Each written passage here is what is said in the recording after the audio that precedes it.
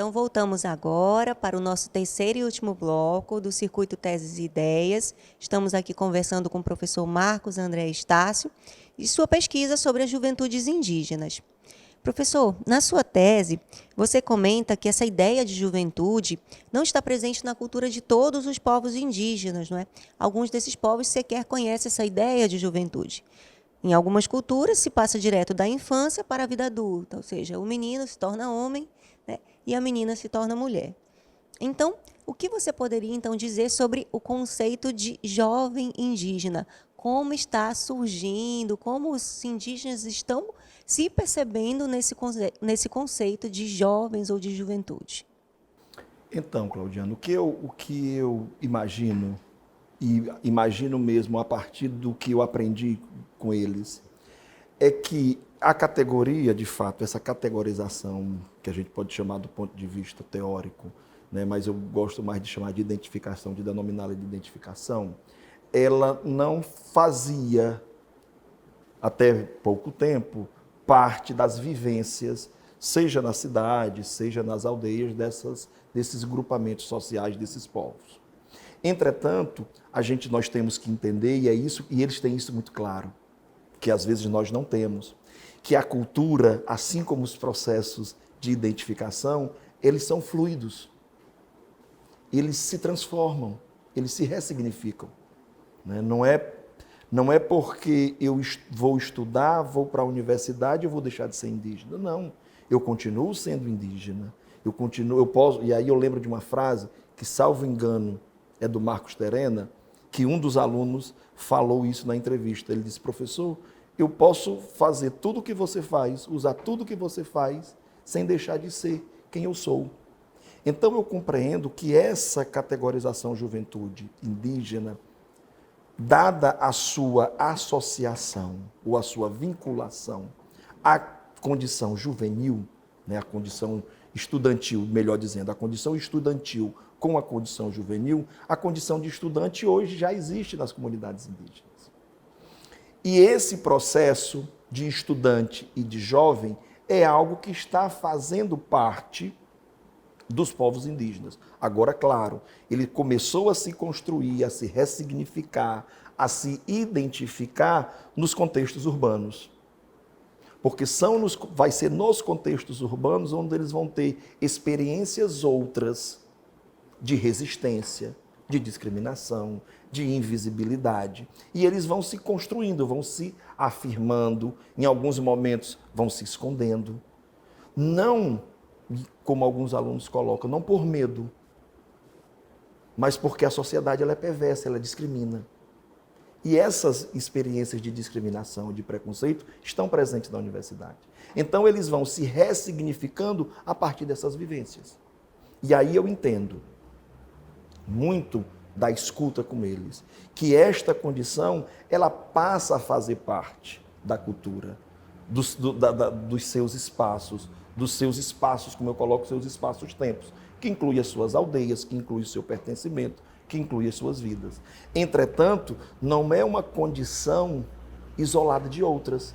Ela está associada com outras questões, que ele pode ser estudante, ele pode ser pai, ele pode ser jovem. Então, ela se soma à cultura. Por isso que a gente entende que a interculturalidade crítica, como eu falei, creio no primeiro bloco, e a decolonialidade, é para que nós deixemos de ter essa visão idílica ou naturalizada desses povos, como se eles devessem ficar isolados. Quem deve definir se vão ficar isolados ou não são eles. Se vão utilizar equipamentos tecnológicos ou não, são eles. E isso não significa que eles vão deixar de ser o que são. Porque esse processo, a cultura, né, assim como nós sofremos modificações. Né, sofremos as influências do meio. Então, entendo que a condição juvenil, trazida muito pela condição estudantil, está passando a fazer parte dos povos indígenas, né, das aldeias e das comunidades indígenas, inclusive trazido também pelas religiões, né, pelas várias manifestações religiosas outras, né, com a criação de clube de jovens, encontro de jovens. Né. Então, é uma condição a mais, mas que, claro, a gente identifica o contexto urbano e a vivência com o espaço citatino, com o contexto da cidade, teve uma contribuição com isso. E aí, claro, não é pensar se a cultura era melhor ou se está pior. É pensar que a cultura, ela dialoga, se ressignifica. E aí nós temos que ultrapassar, dentro de uma perspectiva decolonial, de querer impor algo de um ao outro. Por isso que a gente trabalha numa perspectiva da horizontalidade. E não numa perspectiva de uma interculturalidade que acredita só na tolerância e na aceitação, no reconhecimento. Não. A gente acredita na interculturalidade, na sua adjetivação crítica, que ela vai ter o quê? A tolerância, os pontos de horizontalidade, de confiança, mas de uma política, né, de entendimento e de construção que, além do respeito e da tolerância, valoriza as diferenças e reconhece as desigualdades. Mas que nós, depois do diálogo, não seremos mais os mesmos. Então, assim como nós não somos ou não ficaremos, as culturas também passam por esse processo. E aí nós temos que, né, como eu reitero, ultrapassarmos essa perspectiva de segregação ou muitas vezes de querer fazer com que essa cultura seja uma cultura intocável ou imutável, ou ele perdeu essa condição, ele deixou de ser. E os alunos vão dizer, não, continuo, não é porque eu não fiz o ritual da tucandeira que eu deixo de ser Sateremaué. E aí eles colocam, o senhor acha, que alguns me chamou de senhor, eu digo, não, pode chamar de você. Você acha que a dificuldade de viver na cidade todo dia, de precisar pegar ônibus, de precisar ter dinheiro para tirar xerox na universidade, de comprar almoço, você acha que é menor do que, ou maior do que a ferroada da luva da tucandeira? A tucandeira é um dia, eu tenho que enfrentar isso todos os dias. E ainda mais, no processo de ensino e aprendizagem. A lógica do professor não é a minha lógica. Eu penso de outra forma. E isso, eu lembro muito bem na entrevista, que eu não entendi o que o aluno estava falando, porque principalmente foi na língua Sateremaué. E aí, quando a gente fez a transcrição da entrevista e fez a tradução, ele disse, agora, e ele terminou assim, agora espero que você entenda o que eu sinto todo dia na sala de aula. Que o professor fala e eu não entendo. Porque ele tem que fazer um processo diário de tradução. Porque ele entenderia a língua dele. Então, é entender que as culturas, elas mudam. Assim como as condições e os pertencimentos sociais. Então, eu entendo, sim, que a juventude hoje, muito trazida pela condição estudantil, começa a fazer parte dos povos indígenas, inclusive porque eles estão se organizando para políticas públicas específicas para esta categoria, para essa condição, melhor dizendo, e fugindo da perspectiva de categoria. Então, professor, você comentou agora sobre algumas dificuldades que os seus colaboradores relatam na vida deles, alguns desafios, né, que seriam desafios tão ou mais difíceis do que o ritual da tucandeira, não é? De acordo com as suas pesquisas e também com a sua vivência nos movimentos indígenas, o que você sente ainda em relação ao atendimento dos direitos dos jovens indígenas, em especial na condição de estudante? Esses direitos estão sendo atendidos? Em que medida? Né? Como você avalia esse processo? Eu acredito que, principalmente nesses últimos 2 anos, o movimento conseguiu algumas conquistas, foi pouquíssimo. E um exemplo que eu vou citar é um que os alunos disseram, olha, quando a UEA, lá em 2005, criou, aí ele disse, criou não, quando ela implementou as cotas para indígenas, não foi uma decisão da universidade.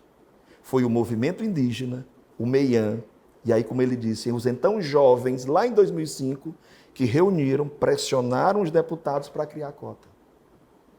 Só que nós tivemos duas propostas, a cota e um programa de permanência. E aí o que foi que disseram? Não, só vamos criar a vaga, que é o acesso. A permanência a gente pensa depois. E até hoje não se pensou ainda um programa de permanência.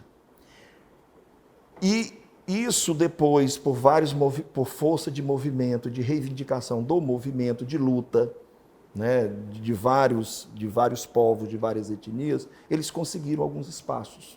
Inclusive a criação de cotas nas universidades federais, que hoje passa a ser discutida se nós retiramos ou não as cotas nas universidades federais. Porque o Supremo Tribunal Federal já tinha se manifestado que as cotas raciais ou étnicas, elas são constitucionais. Mas agora o que o parlamento coloca é, não precisa mais, ou será que precisa? Dado este governo, nós vamos ver, e o que nós estamos identificando e vivenciando, é uma retirada de direitos. E durante todo esse processo, o que os alunos eles foram relatando e foram discutindo como nós poderíamos, como nós enquanto instituição, como nós enquanto alunos, como nós enquanto movimentos, poderíamos pensar um espaço que discutisse essas questões não de forma permanente, né? Porque não se trata de falar sobre, mas de falar com. Não se trata de dar a voz, porque eles têm a voz. Eles não são ouvidos, porque muitas vezes nós não queremos ouvi-los. Às vezes a gente fica olhando para ele, mas não estamos ouvindo, não estamos vendo. Nós invisibilizamos de várias formas. E deste processo, e um dos resultados da tese, foi também construir junto com o MEIAN um projeto que nós temos desde 2019, logo finalização da tese, que é chamado Tecendo Redes, Construindo Saberes. Reconstruir, decolonizar, reconstruir para reexistir, reviver. Para resistir e reviver. Onde nós temos a cada mês uma discussão de uma temática que eles põem e eles trazem um parente que já terminou a universidade ou que está no movimento, seja da área de saúde, seja da área de educação, não para dar modelos, mas sim para contar as suas experiências, contar as suas vivências e dizer, olha, nós temos isso, como é que nós podemos fazer melhor para os nossos parentes? Nós não estamos pensando em nós hoje, nós estamos pensando nos nossos parentes futuros, nos nossos filhos, porque essa relação de parentalidade, de ancestralidade, para eles é muito forte, muito presente. Então, a discussão é como, de fato, num período de retirada de direitos, de retirada de garantia, de retirada da sua terra, porque a terra para os povos indígenas faz parte da sua condição. A terra é a extensão da casa deles, como é a nossa casa. E esse processo, essa retirada de direitos, hoje, nós temos que repensar. Porque repensar também, porque isso tem impactos diretos na sua condição, no território que ele ocupa. Um desse território que eu chamo é o território da juventude.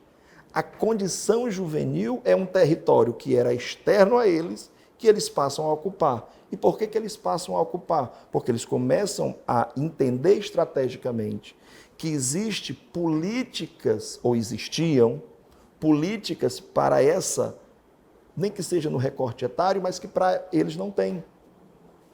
Talvez nós ocupando esses territórios estrategicamente, mesmo nos denominando de forma estratégica, como diz Gayatri Spivak, mesmo apontando para um essencialismo, esse essencialismo ele é estratégico.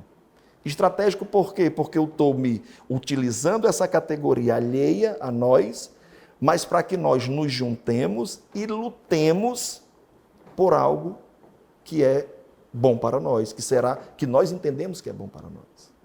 Então, hoje eles estão, inclusive como estão hoje na FUNAI, lutando, tanto se manifestando contra a situação ocorrida no Vale do Javari, mas também por dizer, nós queremos os nossos direitos, nós queremos ser ouvidos e nós queremos nos fazer, nós queremos que vocês nos escutem, nós não queremos que vocês falem por nós, porque nós temos condições disso. Então, penso que garantir essas políticas é sentar, partilhar, mas não só ouvir, é construir coletivamente. Porque de falar, você vai, talvez, pode ter a oportunidade de conversar com eles. De falar, nós já falamos muito, nós queremos agora também ação. E eles têm projetos para presente e para futuro. E é isso que eles precisam ser ouvidos e a escuta transformada também em prática, materializada em prática. Exatamente. Então, a gente nota, né, professor, que há talvez um processo semelhante à categoria de indígena acontecendo com a categoria de juventude, não é? Então, são termos, são conceitos que vêm de fora, que são externos, né? De certa forma, impostos a um povo que tem suas denominações, suas identidades, mas que, diferentemente do processo do termo indígena, já vem, o termo juventude, ele já vem no processo de luta contra uma relação de poder, de dominação e de opressão, né? E eu entendo que a perspectiva da decolonialidade ela é extremamente necessária para esse processo de assumir um conceito de juventude que possa, de fato, atender às lutas, às reivindicações desses povos, para que eles possam sair do processo de invisibilidade e ter seus direitos e garantias permanecendo no tempo, não é?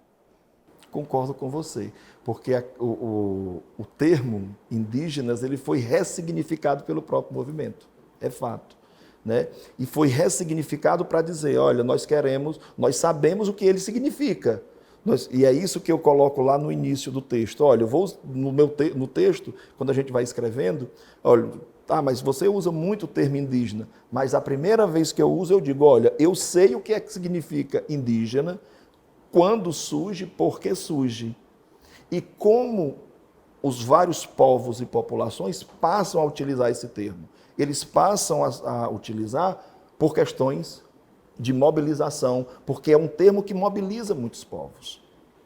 Então agora nós vamos nos unir, porque ao invés de lutarem em separado, vários povos em separados, seria, teoricamente, possivelmente, mais fácil de ser invisibilizado. Quando você junta, quando você une forças com vários movimentos, isso você vai ter, né, como a COIAB fez, montando as federações de organizações indígenas.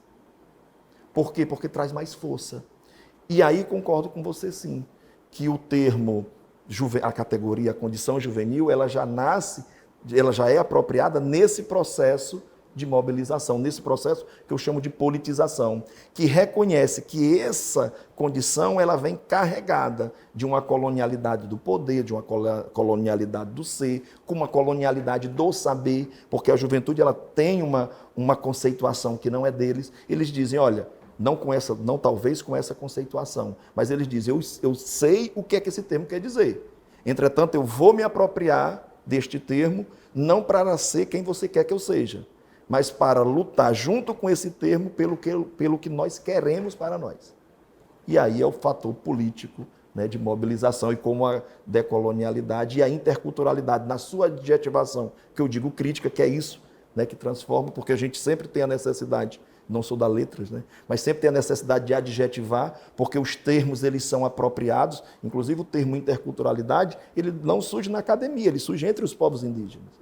E ele é apropriado por várias organizações, inclusive por organismos internacionais, de financiamento internacional, e eles disseram, não, peraí, o que nós chamamos por interculturalidade não é isso aí não, então vamos criar uma outra coisa. Na verdade, essa discussão começa lá com o multiculturalismo, e aí nós vamos passando por essa necessidade de ressignificação dos termos, as reconceituações, né? Ou, como nós chamamos, as adjetivações, porque muitas vezes os não indígenas se apropriam desses termos. E aí passa a significar o que nós queremos, não o que eles querem. E eles vão dizer, não é isso. Por isso que a gente vai colocar na sua adjetivação crítica e vamos desconstruir essas percepções a partir da decolonialidade. E se trata sempre, então, desses processos de luta, né? Então, nós estamos chegando ao final aqui do programa, né? Infelizmente, o assunto está muito bom, vai gerando uma série de reflexões. Então, gostaria muito, professor, de parabenizá-lo pela sua pesquisa, também agradecer pela sua presença aqui, agradecer a presença da plateia por ter participado aqui com a gente e passo a palavra para você fazer sua despedida aqui do programa. Eu que agradeço, né, a oportunidade, como eu falei no primeiro bloco, desse reencontro, inclusive do reencontro com aquilo que eu estava meio que há 2 anos que eu não revia, que eu não me dedicava, por vários motivos, pelo motivo da pandemia, por várias questões, mas principalmente pela pandemia. Mas como esse reencontro foi importante para mim, porque de fato ele revela a necessidade da manutenção constante da vigilância, da luta e principalmente da resistência, para que nós não percamos os poucos direitos que nós conseguimos, inclusive na defesa e garantia dos direitos dos povos indígenas, com educação, com saúde, com território, que para nós seria habitação, para eles são território, a casa deles é a extensão, é a terra deles, né? Então, eu sou totalmente contrário que alguns pensam, não são muitos ainda bem, que para que tanta terra? Porque para esses povos, porque eles não sabem o que é terra e território para eles. Então, eu agradeço também aqui a audiência de quem acompanhou aqui o programa e já deixo o convite para acompanhar o nosso próximo circuito de teses e ideias. Até mais!